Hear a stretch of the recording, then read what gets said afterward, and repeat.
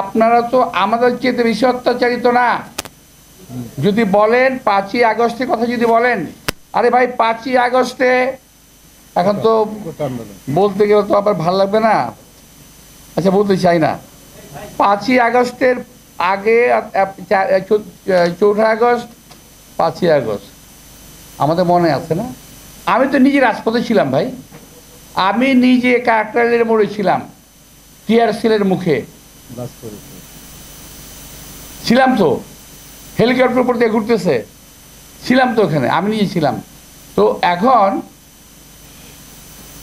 আমাদের 462 জন ছেলে নাকি 462 জন ছেলে মারা গেল, 30,000 মতো আহত হলো, আমাদের কোনো অবদান নাই। আরে ভাই অনেকে বলে, আমার কথা না, এটা কিন্তু আমার কথা না, অনেকে বলে যে আপনারা তো সারেন্ডার করে ঘরে ঢুকে গেছিলেন। যদি প্রাইভেট বিশ্ববিদ্যালয়ের ছেলেরা না বেরোতো, যদি ইসলামী ছাত্র শিবির কিংবা বিএনপি না বেরোতো, যদি ছাত্রদল না বেরোতো, তাহলে কী অবস্থা দাঁড়াতো? সুতরাং কৃতিত্বের দাবিদার একা হওয়ার চেষ্টা করেন না, ক্ষতি হবে দলের এবং দেশের। কীভাবে দেশে ক্ষতি হবে?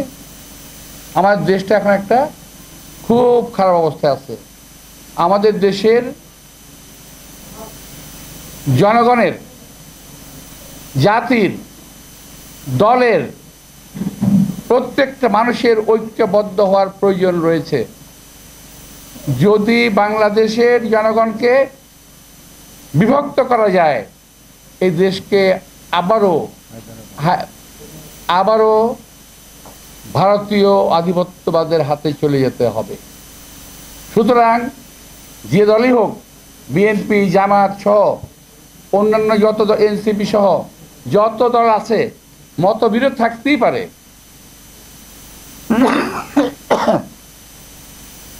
মতবিরোধ থাকতেই পারে আমাদের, কিন্তু জাতীয় স্বার্থে, দেশের স্বার্থে আমাদেরকে একটা কথা রাখতে হবে, ঐক্যবদ্ধ থাকতে হবে। যদি বাঙালি জাতির, বাংলাদেশের জনগণের একটাই কিন্তু শক্তি, আমাদের খুব শক্তি নেই, আমাদের অনেক অস্ত্র নাই, আমাদের অনেক কিছু নাই, কিন্তু একটা জিনিস আছে, সেটা হলো ঐক্য, যেটা আমরা জুলাই আগস্টে প্রমাণ করেছি।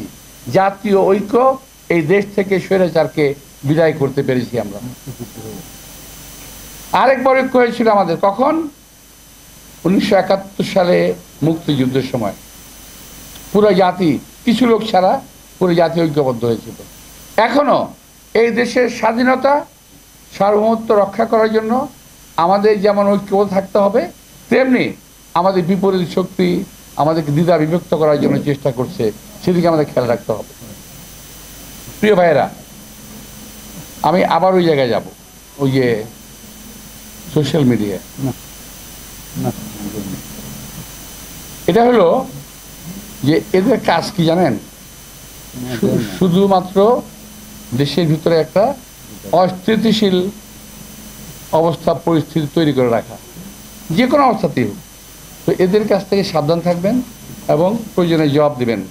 জাতির এবং বিবেক এখনো অন্ধ হয়ে যায় নাই, দু একজন লোকের কথায় সব শেষ হয়ে যায় নাই, শেষ হয়ে যাবে না। তো প্রিয় ভাইরা, আজকে আমাদের যে নির্বাচন ব্যবস্থা, এটা কিন্তু ধসে পড়া, এটাকে আজকে ডক্টর ইউনূস সাহেব ঠিক করার চেষ্টা করেছেন, ঠিক করছেন, নির্বাচন হবে। কিন্তু নির্বাচন নিয়ে কোনো রকম ধোঁয়াশা সৃষ্টি করা যাবে না, যদিও এখন কিন্তু নির্বাচন নিয়ে একটা ধোঁয়াশা সৃষ্টি হচ্ছে। আমি আমার দিক থেকে বলতে পারি, আমার দিক থেকে আমার যে পলিটিক্যাল, আমার যে অভিজ্ঞতা, অ্যানালিসিস, এটা কিন্তু ভাই সাংবাদিক ভাইরা, আমি আবারও বলি, এটা আমার কথা, আমার দলের কথাও না, অন্য কারো কথাও না।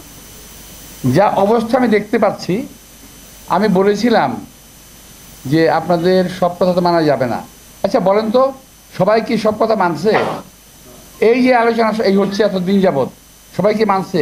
কেউ 10টা মানছে, কেউ 5টা মানছে, কেউ 15টা মানছে, এবং কারেকশন হচ্ছে। আর আমি তো এই কথাটা 1 মাস আগে বলছি, 2 মাস আগে বলছি যে আপনারা বলবেন, সেটা আমরা কারেকশন করবো। কারেকশন হচ্ছে এখন, এখন কথা বলেন না কেন? লম্বা লম্বা কথা বলতেছিলেন।